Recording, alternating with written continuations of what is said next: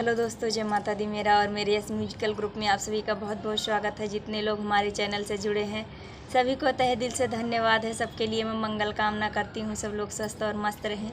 तो एक मैं बहुत ही प्यारा सावन का कजरी गीत लाई हूँ, जैसा होगा आप लोग कमेंट में ज़रूर बताइएगा। कि गोरिया तोहरी सूरती नागिनमा मिलबू कौने महीनवा ना। किरनिया तोहरी सूरती नागिनमा मिलबू कौने महीनवा ना। मिलबू कौने महीनवा ना ये गोरी, मिलबू कौने महीनवा ना। गोरिया तोहरी सूरती नागिनमा मिलबू कौने महीनवा ना। 4 महीना की गर्मी पड़त है, 4 महीना की गर्मी पड़त है। गर्मी पड़त रानी गर्मी पड़त है।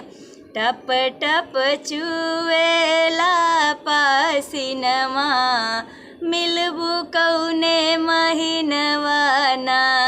कि टप टप चुएला पसीनवा मिलबू कौने महीनवा ना। कि गोरिया तोहरी सूरती नागिनमा मिलबू कौने महीनवा ना।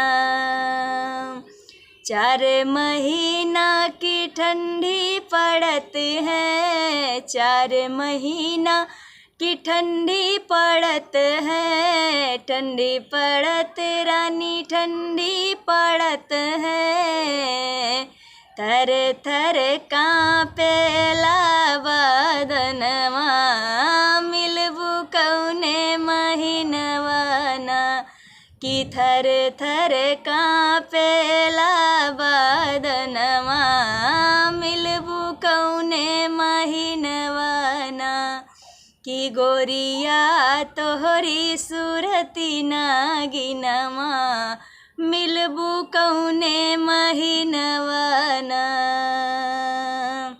4 महीना रानी बरसा पड़त है, 4 महीना रानी बरसा पड़त है। बरसा पड़त रानी बरसा पड़त है। टिप टिप चुएला भावनवा मिलबू कौने महीनवा ना।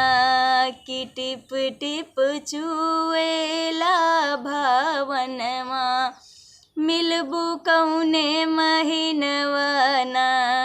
कि गोरिया तोहरी सूरती नागिनमा